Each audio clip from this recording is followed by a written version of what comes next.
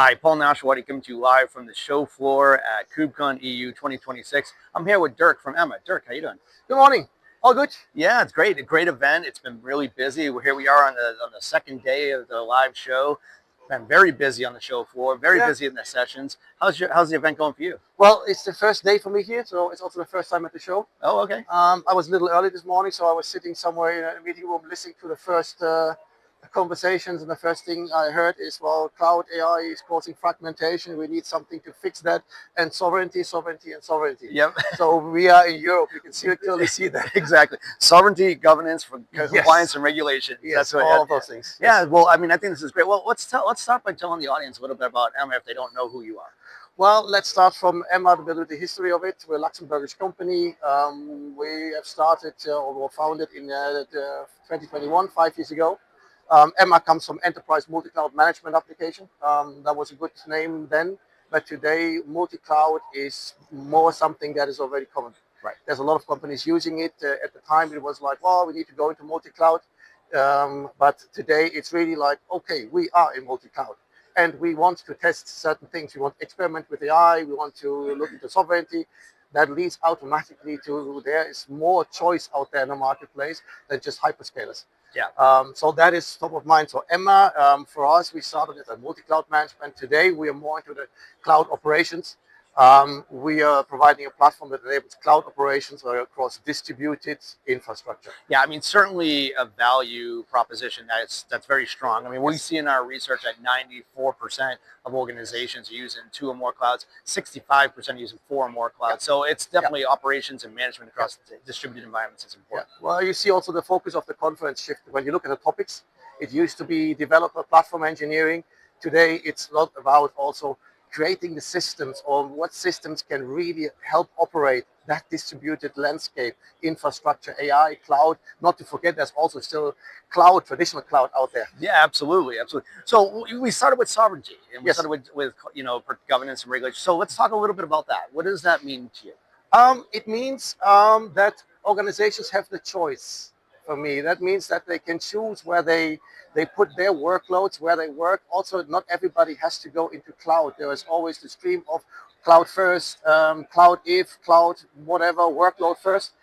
Meanwhile, there's a lot more thinking around that. There's a strategic choices. Is it on-prem? Is it in the cloud? Is it AI cloud? Is it European sovereign cloud providers next to hyperscalers, or European sovereign cloud zones of hyperscalers? That's the choices that the companies can make. Yeah, absolutely. And when you're talking to these organizations, I mean, it can kind of be a discussion at either the practitioner level or at the buyer level. Because I mean, businesses are looking at it, but practitioners going, how do we implement? So how does that conversation go with your organization? Well, I prefer to talk about Emma in empowering cloud choices. That means also for us from a strategic level, when using Emma, organization decision makers have the choice to which provider they go, or they work in on-prem, or how they operate. The moment it is implemented or choices are made, of course, it comes down to the floor, let's call this, where people have to implement the platform teams, all of that, and they face the practical complications of every cloud provider has different sets of skills required. You need different tools to manage not only the deployment, but you need also to manage cost aspects, governance, and so forth. How do we ensure that only workloads that I have non-sensitive data go into sovereign environments? That is fragmentation of tools, which hits pretty hard on the people who have to implement that. And that's where Emma comes in. The operations platform means basically that we help companies to deploy wherever they want to, again, hyperscalers or European providers or neo clouds such as Nebius or in future also CoreWeave.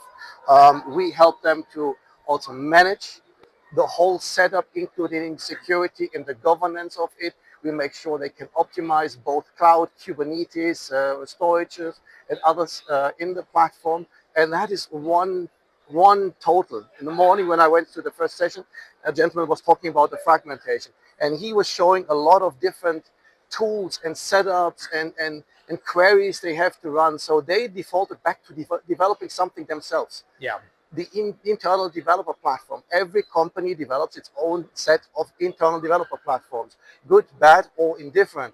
We from Emma say, well, there's a platform you can use. This is Emma. We have it natively embedded, and which is easy to use both for the non-business users, the niche marketeers, or the IT professional or the engineers using his providers and plugins that he wants and needs. So the message resonates with both audiences, which is fantastic. Yeah. I think what you were talking about actually hit home too for me, because 75% of respondents in my 2025 research indicate they use 6 to 15 different tools in order to manage their environment.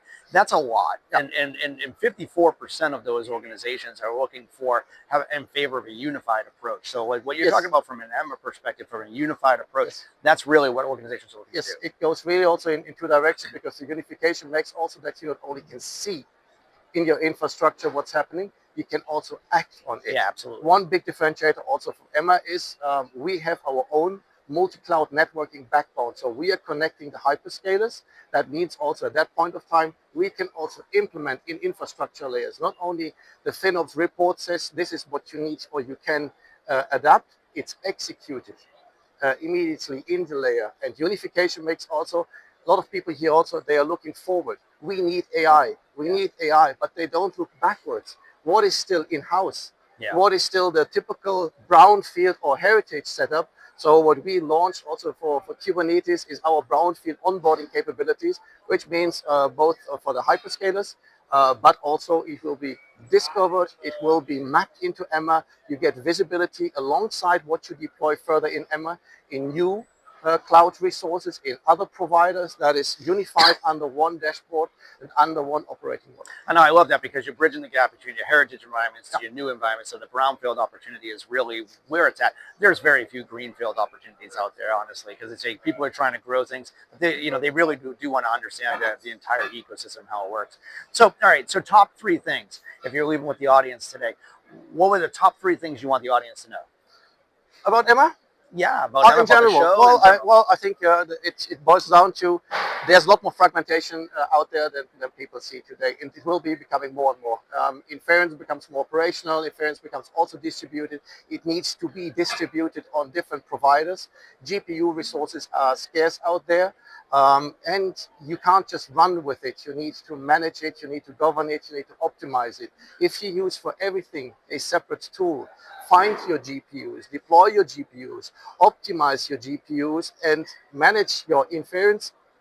You have again those consoles. What went back somewhere in the unification or consolidation, AI makes it again distributed. Looking around also Kubernetes, it's great. You have Kubernetes optimization tools. But what about the rest around it? Another tool, another platform console. So we are going further with our thinking towards that unification, towards providing that operations platform that allows the distribution of infrastructure, but in a governed way, and making sure you can deploy it in whatever cloud environment or cloud provider that we have onboarded. We have 15 so far, and it will become more in future. Dirk, thank you very much. Your insights are incredible. I think that you're spot on. It definitely aligns nicely to my research. Thank you very much for being with me today. Thank you. Thank you for joining us. Paul Nash, coming to you live from the show floor of KubeCon EU 2026.